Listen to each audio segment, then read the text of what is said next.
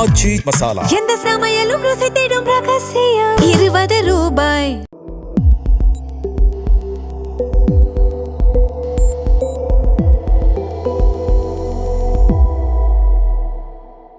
தமிழ் தடம் நேயர்களுக்கு வணக்கம். நம்மோடு உரையாட ஊடகவியலாளர் திரு கேப்ரியல் இணைந்திருக்காங்க. வாங்க பேசலாம். வணக்கம். வணக்கம். டிவிகேல இன்னைக்கு நிறைய பேர் ஜாயின் பண்ணியிருக்காங்க. சனிக்கிழமை நல்ல நாள் அப்படின்றதுனால நிறைய பேர் பனையூருக்கு படையெடுத்திருக்காங்க. குறிப்பாக சொல்லணும் அப்படின்னா பாஜகவிலேருந்து முன்னாள் எம்எல்ஏ விஜயதாரணி அவர்கள், அதே போல் அமமுக, அதிமுக, இன்னும் நிறைய கட்சிகள்லேருந்து ஆட்கள் வந்து டிவிகேல ஜாயின் பண்ணியிருக்காங்க. ஸோ எப்படி பார்க்குறீங்க? இவ்வளோ பேர் வந்துக்கிட்டே இருக்காங்க, தினம்தோறும் இவ்வளோ பேர் ஜாயின் பண்ணிகிட்டே இருக்காங்க. எப்படி அக்காமடேட் பண்ண போகிறாங்க? ஆனால் ஆட்சி அப்படி இல்லை. அருமையான ஒரு ஆட்சி நடக்கும்போது எல்லாருமே அதில் போய் சேரணும்னு நினைக்கிறாங்க. அதுவும் குறிப்பாக விஜயதாரணி அவர்கள்லாம் பொறுத்தளவில் மாற்றம் வேணும் தமிழ்நாட்டுக்கு ஒரு மாற்று அரசியல் வேணும். ஸோ அதனால் காங்கிரஸ்லேருந்து பாஜகவுக்கு வராங்க, அப்புறம் பாஜகலேருந்து இப்போ தாவேகாவுக்கு வந்திருக்காங்க.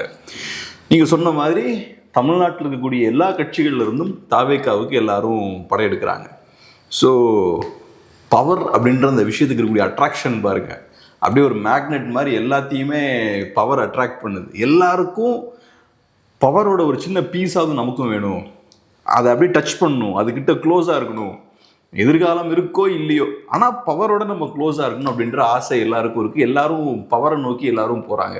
நம்ம நிறைய நேரங்கள் சொல்லுவோம்ல, ஒரு கட்சினா ஐடியாலஜி வேணும், ஐடியாலஜி இல்லைன்னா ஒரு கட்சியால் ரொம்ப தூரம் போக முடியாது அப்படின்லாம் சொல்லும்போது நம்ம தாவேகா நண்பர்கள் நிறைய பேர் எதுக்கு சீரியஸாக எடுத்துக்க மாட்டாங்க. எதுக்கு ஐடியாலஜி? ஐடியாலஜி எதுக்கு? எங்ககிட்ட எதெல்லாம் இல்லையோ அது எதுவுமே தேவையில்லை அப்படின்ற மாதிரி பேசுவாங்க. இப்போ உங்ககிட்ட ஒரு ஐடியாலஜி இருந்திருந்தா பிடிச்சவங்களாம் உள்ள வர முடியாது. உங்ககிட்ட ஐடியாலஜி இல்லாதனால தான் யார் வேணாலும் உள்ள வரலாம் அப்படின்ற சூழல் இருக்கு. ஸோ அதனால இன்னும் கூட ஓப்பனாக இருக்குல்ல, ஓப்பனாக இருக்கு. ஆனால் இவங்கெல்லாம் ஏன் வராங்க? இப்போ விஜயதாரணி அவர்களே எடுத்துப்போம். ஃபர்ஸ்ட் அவங்க காங்கிரஸில் அவங்களுக்கு என்ன பிரச்சனை? காங்கிரஸில் அவங்களுக்கு முக்கியத்துவம் கொடுக்கப்படலை, அவங்களுக்கு எம்பி ஆகணுன்ற ஆசை இருந்தது, அதுக்கான வாய்ப்பும் வழங்கப்படலை. ஸோ என்ன பண்ணுறாங்க, அவங்களுக்கு ஒரு அதிருப்தி ஏற்படுது. அப்புறம் அங்கேருந்து பாஜகவுக்கு போகிறாங்க. பாஜகவுக்கு ஏன் போகிறாங்க? அவங்க பார்க்குறாங்க விளவங்கோட்டில் பாஜக ஓரளவுக்கு ஸ்ட்ராங், காங்கிரஸுக்கு அடுத்தது பாஜக இருக்காங்க. ஸோ மேபி நம்ம, ஏன்னா அவங்க கன்னியாகுமரி பேஸ்ட் பொலிட்டிஷியனாக இருக்கிறனால பாஜக பெட்டரான ஒரு ஆப்ஷனாக இருக்கும் அப்படின்னு யோசிக்கிறாங்க. அப்புறம் பாஜகலேருந்து ஏன் வெளியே வராங்க? அங்கே சீட்டு கிடைக்கல, வெற்றி இல்லை, அண்ணாமலை வெளியேறிட்டாரு. ஸோ பெரிய ஸ்கோப் இல்லை அங்கே. ஆமாம். ஸோ இப்போ விஜயதாரணி அவர்களே சொல்கிற விஷயம் என்னென்னா, அவங்க 2 வருஷமாக இன்ஆக்டிவாக இருந்தாங்களாம். ஸோ ஒரு பொலிட்டிஷியனாக இன்ஆக்டிவாக என்னால் இருக்க முடியாது, அதனால வெளியே வந்தேன் அப்படின்ற மாதிரி அவங்க சொல்கிறாங்க. இப்போ விஜயதாரணி அவர்களோட அந்த பயணத்தை பார்த்தீங்கன்னா, காங்கிரஸ்லேருந்து பிஜேபிக்கு போகிறது இருக்குல்ல, அதை காங்கிரஸ்காரங்களும் ஜீர்ணிச்சுக்க மாட்டாங்க, பாஜகக்காரங்களும் ஜீர்ணிச்சுக்க மாட்டாங்க. விஜயதாரணி அவர்கள் 21 வாங்கின வாக்குகளை விட 26 ஏறக்குறைய 50% கம்மியாக வாங்குறாங்க.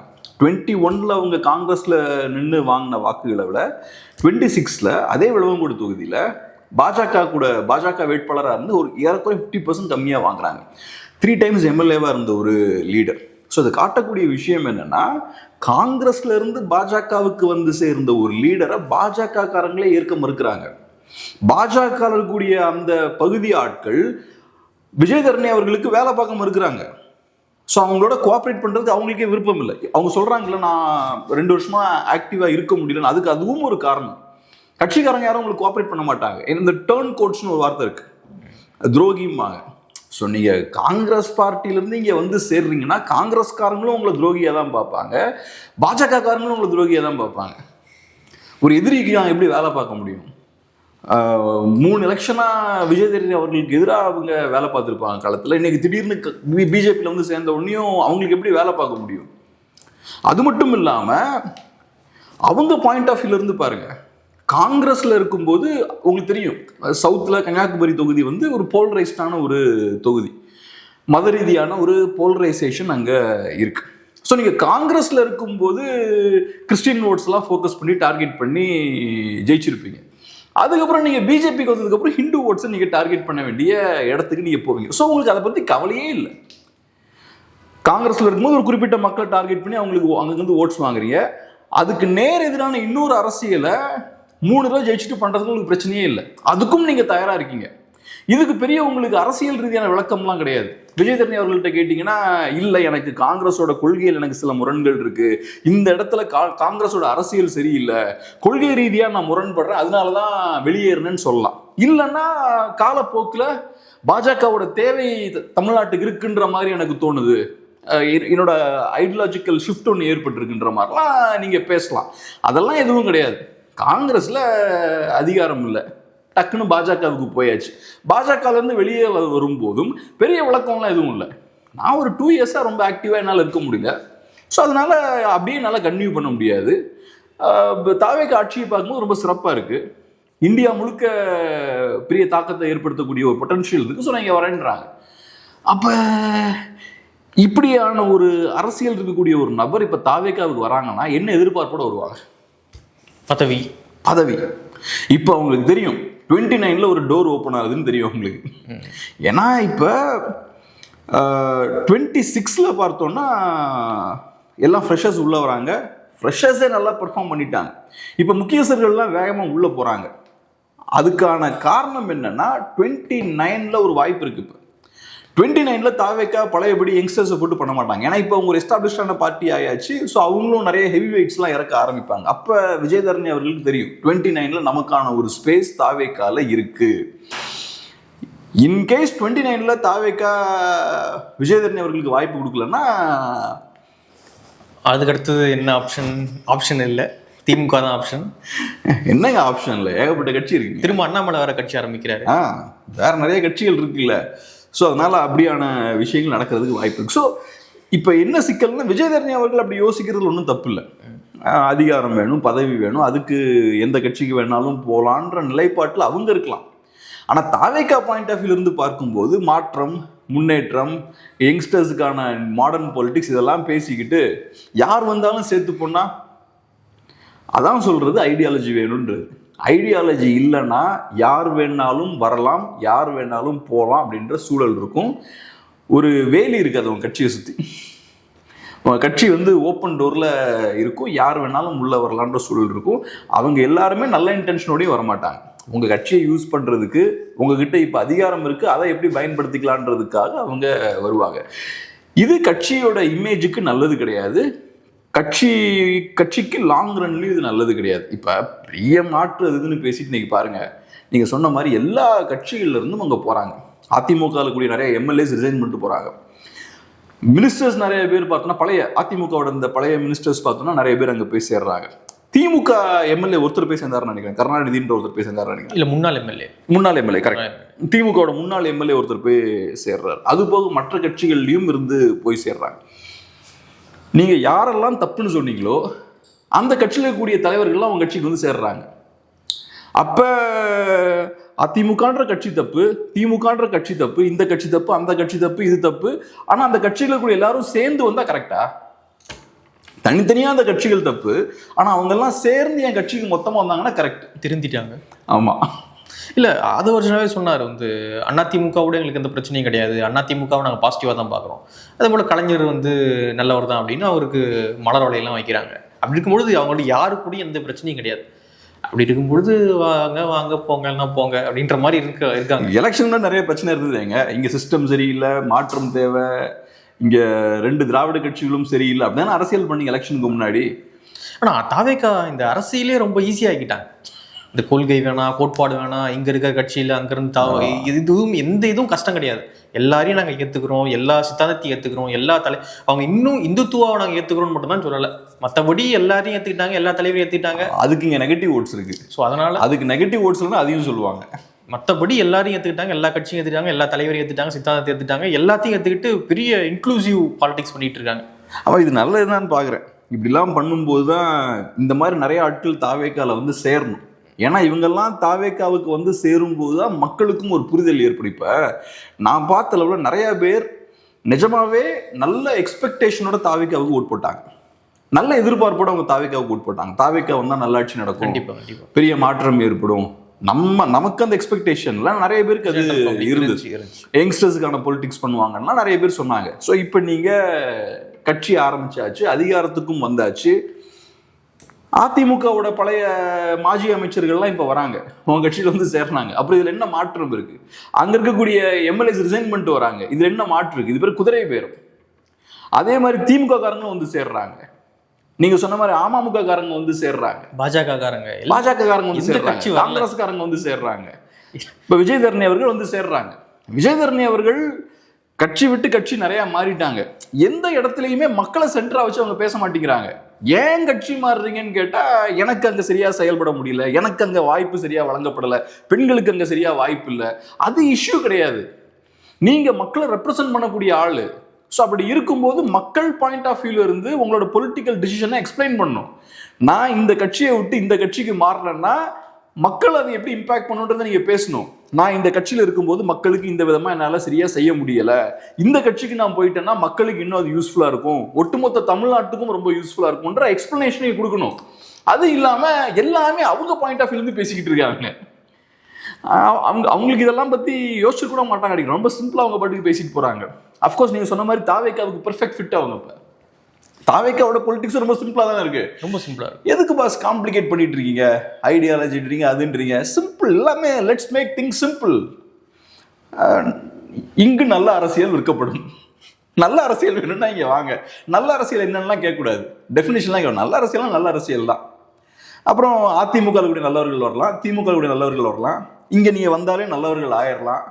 அப்படிப்பட்ட ஒரு அரசியலை கட்டிட்டு இருக்காங்க. ஸோ இது நல்லது. இப்படிலாம் பண்ணும்போது இவங்களை நம்பி நல்லா படிச்சவங்க, நல்ல எண்ணத்தோட நிறைய பேர் ஓட் போட்டிருக்காங்க, நல்ல எதிர்பார்ப்போட நிறைய பேர் ஓட் போட்டிருக்காங்க. அவங்க எலெக்ஷனுக்கு முன்னாடியும் பெரிய சவுண்ட்லாம் கொடுக்கல. அவங்களுக்கு திமுக அதிமுக மேல கோபம் இருந்தது, சத்தம் இல்லாம சைலண்டா போய் ஓட்டை போட்டு வந்துட்டாங்க. அதனாலதான் கருத்து கணிப்புலாம் பெருசா ரிஃப்ளெக்ட் ஆகல. அது அதனாலதான் மீடியாலையும் பெருசா ரிஃப்ளெக்ட் ஆகல. ஆனா இப்பயும் அவங்க பார்த்துட்டு தான் இருப்பாங்க. ஏன்னா படிச்சவங்க, நல்ல பெரிய பெரிய இடங்கள்ல வேலை பார்க்குறவங்க பெருசா பொலிட்டிக்கல் ரொம்ப ஆக்டிவா இருக்க மாட்டாங்க. ஆனால் வாட்ச் பண்ணிட்டு இருப்பாங்க, என்ன நடக்குதுன்னு வாட்ச் பண்ணிட்டு இருப்பாங்க. பார்க்கும்போது என்னடா இது பவர் கட் வந்துகிட்டே இருக்கு, என்னடா இது தாவேக்காரங்களே பெண்களுக்கு நிறைய நேரங்கள்ல அச்சுறுத்தலா இருக்கிறாங்க, பெண்களுக்கு எதிரான வன்முறை சம்பவங்கள் அவங்களே ஈடுபடுறாங்க, இவங்க சொன்னது ஒண்ணா இருந்தது செய்யறது ஒண்ணா இருக்கு, இன்னைக்கு அங்கிருந்து அதே ஆட்கள் தான் இங்கேயும் வந்து உட்கார்றாங்க, அவங்க செஞ்ச அதே தவறுகளை இவங்களும் பண்றாங்க, எப்படி நம்ம இதை ஏத்துக்கிறதுன்ற மாதிரி இப்ப கொஞ்சம் அப்படியே லைட்டா கொஞ்சம் நெருடலோட பார்ப்பாங்க. இப்ப மெதுவா சொல்ல ஆரம்பிக்கிறாங்க பாருங்க. எலெக்ஷன் முடிஞ்சதுக்கு அப்புறம் நாங்க ஓட்டு போட்டோம், ஜெயிப்பாங்கன்னு நினைச்சு ஓட்டு போட்டோம், ஆனா ஜெயிச்சுட்டாங்க. இப்ப மெதுவா இந்த விஷயங்கள்லாம் பேசுறதுக்கான காரணம் என்னன்னா, ஏதோ சம்திங் ராங்கா இருக்கு அப்படின்ற மாதிரி பாக்குறாங்க. அதுவும் ஒரு மாசத்துல ஆனா தெரியுது, மக்கள்கிட்ட ஒரு சின்ன ஒரு அதிருப்தி இந்த கவர்மெண்ட் மேல தெரியுது. அது ஓப்பனா சொல்ல மாட்டாங்க. அது இன்னும் காலம் போக போக கண்டிப்பாக அது பெரிய அதிருப்தியாக மாறும் அப்படின்னு நான் நினைக்கிறேன். ரொம்ப நாளைக்கு விஜய் அவர்கள் இந்த கவர்ச்சி வச்சு, கவர்ச்சினா டென்ஷனாக வராரு, கவர்ச்சியா என்ன கவர்ச்சி அப்படின்னு. சரி ஓகே, அந்த திரைபிம்பம், அந்த திரைபிம்பத்தை வச்சு அந்த கரிஷ்மாவை மட்டுமே வச்சு ரொம்ப நாளைக்கு ஓட்ட முடியாதுல்ல. நீங்கள் என்ன பாலிடிக்ஸ் பண்ணுறீங்க, என்ன கவர்னன்ஸ் நடத்துறீங்கன்ற ஒரு முக்கியம் இல்லை. 100% பாலிடிக்ஸுக்கும் மக்களுக்கும் கனெக்ஷன் இருக்கு. பிஜேபி கார்பரேட் ஸ்டைலில் எலெக்ஷனை மேனேஜ் பண்ணாலும் பிஜேபிக்கு ஸ்ட்ராங்கான ஒரு ஐடியாலஜி இருக்கு. காங்கிரஸ் பார்ட்டி ஒரு விஷயத்தை ரெப்ரசென்ட் பண்றாங்கன்னா பிஜேபி வேற ஒரு விஷயத்தை ரெப்ரசென்ட் பண்றாங்க. ஸ்ட்ராங்கான இன்னொரு பொலிட்டிக்ஸை கையில் வச்சிருக்காங்க. அது கரெக்ட் தப்புன்றது செகண்டரி. ஆனால் பிஜேபி கிட்ட ஸ்ட்ராங்கான ஒரு பொலிட்டிக்ஸ் இருக்கு.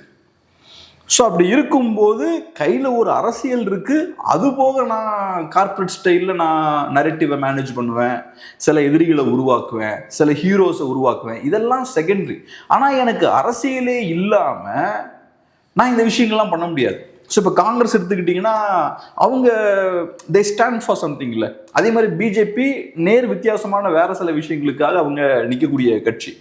அவங்களோட பேக்கிங் கம்யூனிட்டி வேற பிஜேபி. இதெல்லாம் அவங்களுக்கு ரொம்ப கிளியராக தெரியும். ஒவ்வொரு ஸ்டேட்லையும் நம்மளோட பேக்கிங் கம்யூனிட்டி யாரு, அந்த கம்யூனிட்டிக்கு நம்ம என்ன பண்ணணும், இந்த மாதிரி கட்சிக்கும் களத்தில் இருக்கக்கூடிய மக்களுக்கும் நிறைய விதமான கனெக்ஷன் உண்டு. பாஜக அதை நல்லா ஸ்ட்ராங்காக எஸ்டாப்ளிஷ் பண்ணியிருப்பாங்க. அதெல்லாம் செஞ்சு முடிச்சதுக்கு அப்புறம் தான் இதெல்லாம் பண்றாங்க. ஆனால் இப்போ தாவேகா பண்றது இருக்கு இல்லையா, வர எல்லாத்தையும் வண்டியில் ஏற்றியாச்சு. எக்ஸாக்டா தமிழ்நாட்டில் நீங்க யாரை ரெப்ரசென்ட் பண்ண போறீங்க, என்ன மாதிரியான பொலிட்டிக்ஸை ரெப்ரசென்ட் பண்ண போறீங்க, யாருக்கு எதை செய்ய போறீங்க. இப்போ திமுக கிளியர் கட்டா இருப்பாங்க. திமுக சில குரூப் ரெப்ரசென்ட் பண்ணுவாங்க, அதிமுக சில குரூப் ரெப்ரசென்ட் பண்ணுவாங்க. இதெல்லாம் ரொம்ப வெல் டிஃபைன்டா இருக்கும். சில குரூப்புக்கு திமுகவில் அதிகமான ரெப்ரசன்டேஷன் இருக்கும். அதெல்லாம் ஒரு நாள் 2 நாளில் உருவானது கிடையாது. ஒரு 40-50 இயர்ஸாக ஸ்லோவாக இவால்வ் ஆகி ஒரு சிஸ்டம் வந்து இப்போ உருவாக்கப்பட்டிருக்கு. நீங்கள் வந்து எல்லாரையும் தூக்கி உள்ளே போடுறீங்க. நீங்கள் கேட்டீங்க எல்லாரையும் அகாமடேட் பண்ண முடியுமான்னு. அப்போ நிறைய பேர் அகாமடேட் பண்ண முடியாது. இப்போதைக்கு எல்லாருமே நமக்கான இடம் நினச்சி குதிக்கிறாங்க. நிறைய பேர் அங்கே உள்ள அகாமடேட் பண்ண முடியாது.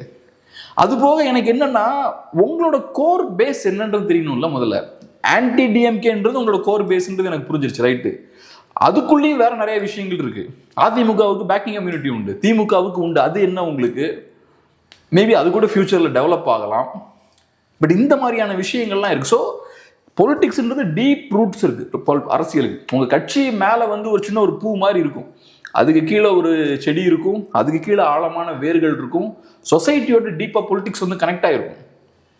அந்த ஒரு கரெக்டான கனெக்ஷன் இருந்தால் தான் நீங்கள் கரெக்டான விஷயங்கள் பண்ண முடியும், கரெக்டான ஆட்களை நீங்கள் கரெக்டாக ரெப்ரசென்ட்டும் பண்ண முடியும். ஒரு கட்சி புதுசாக வருதுன்னா பர்பஸ் இல்லாமல் சும்மா ஒரு கட்சி சும்மா வராது.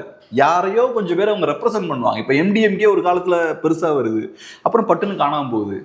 அப்போ நீங்கள் கரெக்டாக பார்க்கலாம் யாரை ரெப்ரசென்ட் பண்ணி வராங்க, யார் அதிருப்தி அடைகிறாங்க, அப்புறம் இன்னைக்கு அது காணாமல் போகுதுன்னா எங்கே மிஸ் ஆகுது, அவங்க ரெப்ரசென்ட் பண்ண அந்த குரூப் ஏன் வெளியே போகிறாங்க, இது எல்லாத்தையும் நீங்கள் ஸ்டெடியாக நீங்கள் அண்டர்ஸ்டாண்ட் பண்ணலாம். ஸோ அந்த வகையில் இவங்க வெறுமனே சோஷியல் மீடியா மேனேஜ்மெண்ட்டு அப்புறம் நரேட்டிவ் செட் பண்ணுறது, இதை வச்சு அரசியல் பண்ண முடியாது. இப்போ பார்த்தா மீடியாவும் சூப்பராக மேனேஜ் பண்ணுறாங்க. பெண்களுக்கு எதிரான வன்முறை சம்பவங்கள் நிறையா நடந்துட்டு இருக்கு. தாவேக்காரங்க நிறைய நேரங்களில் அதில் ஈடுபடுறாங்க. அதெல்லாம் நியூஸ் பேப்பரில் பெருசாக வரமாட்டேங்குது, டிவியில் பெருசாக வரமாட்டேங்குது. எனக்கு இது ரொம்ப ஆச்சரியமாக இருக்குது. வந்து ஒரு மாசத்துல திமுக செஞ்ச வேலைகளை இவங்களால பண்ண முடியுது, மீடியாவை இவங்களால ஓரளவு கண்ட்ரோல் பண்ண முடியுது. இது பெரிய ஒரு சர்ப்ரைஸா இருக்கு எனக்கு. இப்ப திமுக ஆட்சியிலும் பெண்களுக்கு எதிரான சம்பவங்கள் நிறைய நடந்தது. நார்மலான சம்பவங்கள் நடக்கும், அது எனக்கு புரிஞ்சுக்க முடியும். ஆனா திமுக காரங்களே சில நேரங்களில் ஈடுபடுவாங்கல்ல, அப்ப அதெல்லாம் பயங்கர கோபத்தை மக்கள் மத்தியில் ஏற்படுத்தும். அது ரொம்ப சீரியஸா பார்க்கப்படும். ஆனால் இங்கே நம்ம பார்த்தோம்னா இவங்க பவருக்கு வந்து ஒரு மாத காலகட்டத்தில், இந்த சின்ன காலகட்டத்தில் தாவேக்கா கட்சிக்காரங்க நிறைய பேர் தவறான விஷயங்களில் ஈடுபட்டிருக்காங்க. அது நிறைய ஈவன் ஏதோ ஒரு வகையில் ஒரு எம்எல்ஏ மேலே கூட குற்றச்சாட்டு வைக்கப்படுது. ஆனால் இது எதுவுமே நியூஸ் மீடியாவில் விவாதிக்கப்படுறது இல்லை. இப்போ இந்த டிவி மீடியாவை பார்க்கும்போது எனக்கு ரொம்ப ஆச்சரியமாக இருக்கு. அவங்க ஒரு மாதிரி ஒரு கன்ஃபியூஷனில் இருக்காங்க. இன்னமும் திமுக பற்றி தான் பேசிகிட்டு இருக்காங்க, தாவேக்கா பற்றி பெருசாக பேச மாட்டேங்கிறாங்க. தாவேக்காரங்க உள்ளே வரவும் மாட்டேங்கிறாங்க, இன்னும் பழைய ஸ்டைல்லே ஆப்ரேட் ஆகிட்டு இருக்காங்க. ஸோ அதனால மீடியா மேனேஜ்மெண்ட் மட்டுமே வைத்து நீங்கள் அரசியல் பண்ண முடியாது. அரசியலுக்கு ஆழமான வேர்கள் உண்டு. இப்போ ஒரு பக்கம் பார்த்தீங்கன்னா நிறைய முக்கியமான ஆட்கள் தாவேக்காவை நோக்கி வராங்க. முன்னாள் அமைச்சர்கள், எம்எல்ஏக்கள், ரிசைன்மெண்ட்லாம் கூட எம்எல்ஏக்கள் வந்து சேர்றாங்க. அதெல்லாம் ரொம்ப பாசிட்டிவாக பார்க்குறாங்க, நிறைய விளம்பரம் பண்ணுறாங்க, பாருங்கள் எல்லாரும் அகாமடேட் பண்ணுறாங்க டிவிகேல அப்படின்னு ரொம்ப மகிழ்ச்சியாக பேசுகிறாங்க. இன்னொரு பக்கம் பார்த்தீங்கன்னா சமூகத்துக்கு எதிரான செயல்கள்லையும் டிவிகேவுடைய நிர்வாகிகள் ஈடுபடுறாங்க. ஸோ இதை பெரிதாக்குறது கிடையாது, அவங்கள கட்சி விட்டு நீக்கிறாங்களா, என்ன பண்ணுறாங்க அப்படின்ற செய்திகள்லாம் வெளியே வர்றதே கிடையாது. இதை மட்டுமே அவங்க மக்கள்கிட்ட கொண்டு போகிறாங்க. இந்த பக்கம் எங்கள் ஆட்கள் தவறு செஞ்சாங்க அப்படின்னா நடவடிக்கை எடுப்போம் அப்படின்றத கூட அவங்களால கொஞ்சம் ஒரு வலிமையாக சொல்ல முடியாத ஒரு நிலையில் அவங்க இருக்காங்க. ஸோ எப்படி பார்க்குறீங்க? வெறுமனே மீடியா மேனேஜ்மெண்ட் மட்டும் தான் போயிட்டு இருக்கு.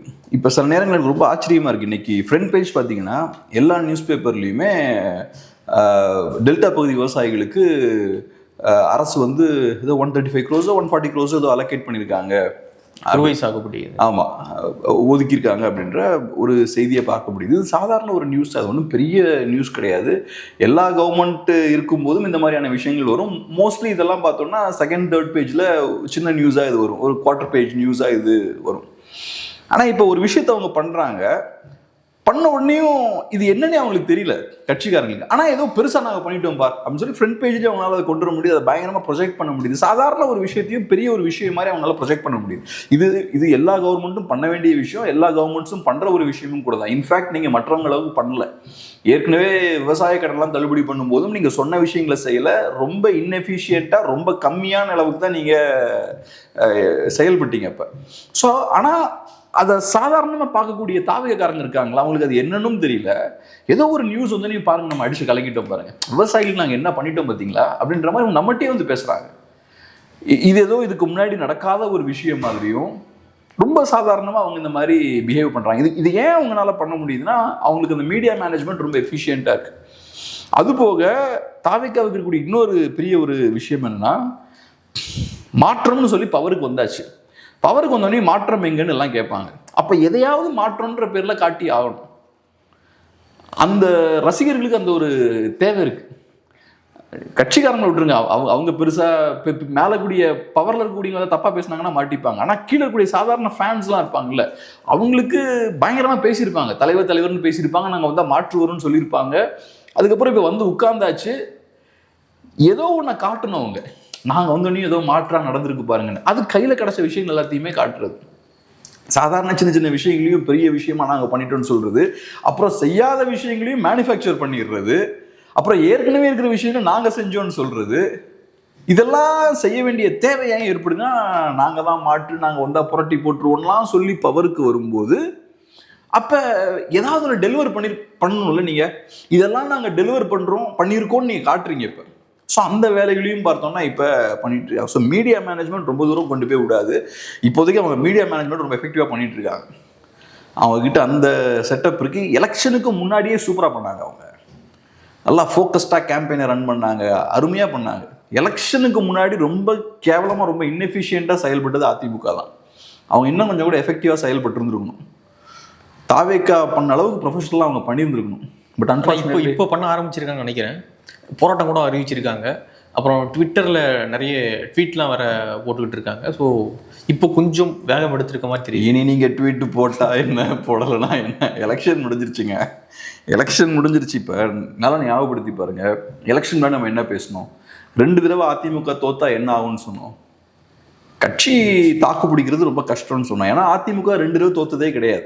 இப்போ நீங்கள் 2 தடவை தொடர்ந்து தோத்துருக்கீங்க. அது மட்டும் கிடையாது, 3வது இடத்துக்கு தள்ளப்பட்டிருக்கீங்க. நீ எதிர்கட்சியாக கூட இல்லை, 3வது இடத்துக்கு தள்ளப்பட்டிருக்கீங்க நீங்க.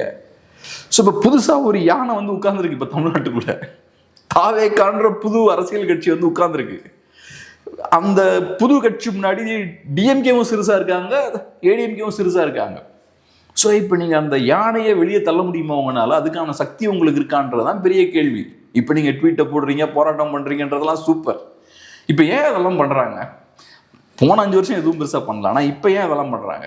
ஏன்னா இப்போ அவங்களுக்கு அவங்களோட இருப்பை தக்க வைக்க வேண்டிய ஒரு தேவை இருக்கு. தாவேக்கா அதிமுகவை இல்லாமல் பண்ணணும்னு நினைக்கிறாங்க. ஸோ அப்போ அதிமுகவுக்கு இது வாழ்வாசாவா பிரச்சனை. இப்போ ஒரு சின்ன ஒரு பக்கெட்டில் ஒரு மீனை போட்டு பிடிக்க பார்த்தா அது ஃபுல் எஃபோர்ட் போட்டு அங்கங்கே தப்பிச்சு விடணும்ல, அந்த மாதிரி தான். ஸோ போன 5 இயர்ஸ் குவைட்டாக இருந்த அதிமுக இப்போ ஸ்டார்டிங்லேயே ஆக்டிவ் ஆகுறாங்க, அரசுக்கு எதிராக செயல்படுறாங்க. போன 5 இயர்ஸ் அரசுக்கு எதிராக பெருசாக எதுவும் பண்ணல. ஸோ இப்போ அந்த தேவை ஏன் ஏற்படுதுன்னா, முன்ன மாதிரி இருக்க முடியாது இப்போ. ஆனால் என்னதான் பண்ணாலுமே வந்து எடப்பாடி பழனிசாமி அவர்கள் வெளியே வர மாதிரி தெரியல. அவர் வந்து வீட்டுக்குள்ளே இருந்து ஒரு ட்வீட் போட்டு போராட்டம் அறிவிக்கிறோம் அப்படின்னு சொல்லிட்டு ஸோ அந்த மாதிரியே இருக்காரு. ஸ்டாலின் அவர்கள்லாம் வந்து வெளியே போவார், உட்காருவார், போராட்டம் பண்ணுவார், ஒரு நல்லது கெட்டதுக்கு போவார், வருவார், அப்படின்ற மாதிரியான விஷயங்கள்லாம் பார்க்க முடியும். ரொம்ப திடீர்னு அறிவாலயம் போவார், அறிவாலயத்துக்கு போகிறதுலாம் நியூஸாக வரும். அங்கே ஒருத்தவங்க அழுதுட்டு இருப்பாங்க, அவங்களை சமாதானப்படுத்துவார். ஸோ அந்த நியூஸ் வெளியே வரும். ஸோ இந்த மாதிரி ஏதோ ஒன்று வெளியே வந்து முகத்தை காட்டி ஒன்று பண்ணிக்கிட்டே இருப்பார்ல. ஸோ அது வந்து எடப்பாடி பழனிசாமி அவர்கிட்ட மிஸ் ஆகுது. அவர் வந்து வெளியே அவர் பார்க்க முடியல. எப்பயாவது வெளியே வராரு, எப்பயாவது ஏதாவது ஒன்று போராட்டம் பண்ணுறாரு அப்படின்ற மாதிரி இருந்துட்டு இருக்கு. ஸோ இப்படி இருந்தால் திரும்ப அவங்க பழைய மாதிரியான ஒரு அதிமுக கொண்டு வர முடியுமா? இப்போ ஒன்று புரிஞ்சுக்கணும் பிரபு, நம்ம சாதாரணமாக சொல்கிறோம், ஸ்டாலின் அவர்கள் வெளியே வந்தார், அறிவாலயம் போனார், ஒரு பெண் அழுதாங்க, அந்த பெண்ணோட இன்ட்ராக்ட் பண்ணுறாங்க, அது ஒரு பெரிய நியூஸாக மாறுது. அது ஒரு பாசிட்டிவான ஒரு சோஷியல் மீடியா இம்பேக்டை டிஎம்கேவுக்கு ஏற்படுத்துது. இந்த மாதிரியான விஷயங்கள் நடக்குதுனாலே இதுக்கு பின்னாடி மேனேஜ்மெண்ட் இருக்கு. இது எதர்ச்சியாக நடக்கிற விஷயங்கள்லாம் கிடையாது. ஏதோ ஒரு வகையில் இதை மேனேஜ் பண்ணி கரெக்டாக அதை மக்கள்கிட்ட எடுத்துகிட்டு போகிறது. அதுக்கு பின்னாடி ஒரு டீம் ஒர்க் பண்ணுவாங்க. திமுகவுக்கு லாஸ்ட் 5 இயர்ஸாகவே அந்த வேலையை பார்த்துட்டு இருந்திருக்காங்க. இப்பயும் அந்த வேலை நடந்துட்டு இருக்கு. எலெக்ஷன் முடிஞ்சாச்சு, தோத்தாச்சு, அதுக்கப்புறம் நிறைய ஜேர்னலிஸ்டுகள் போய் பார்க்குறாங்க. ஸ்டாலின் அவர்கள் சில விஷயங்கள் பண்ணுறாரு. அது எல்லாமே நம்ம இன்னும் ஸ்ட்ராங்காக தான் இருக்கோன்றதை காட்டுறதுக்கான விஷயங்கள் பண்ணிட்டு இருக்காங்க. ஸோ எலெக்ஷனுக்கு முன்னாடி சிஎம்மாக இருக்கும்போது வேற இமேஜை பில்ட் பண்ணாங்க. இப்போ வேற மாதிரி ஒரு இமேஜை பில்ட் பண்ண முயற்சி பண்ணுறாங்க. ஒரு எதிர்கட்சி லீடராக, ஸ்ட்ராங்கான ஆக்டிவான ஒரு எதிர்கட்சி தலைவராக, ஒரு லீடராக ஸ்டாலின் அவர்கள் இருக்கார் அப்படின்ற இமேஜை கிரியேட் பண்ண முயற்சி பண்ணுறாங்க. ஸோ அதனால இது எதர்ச்சியாக நடக்கலை.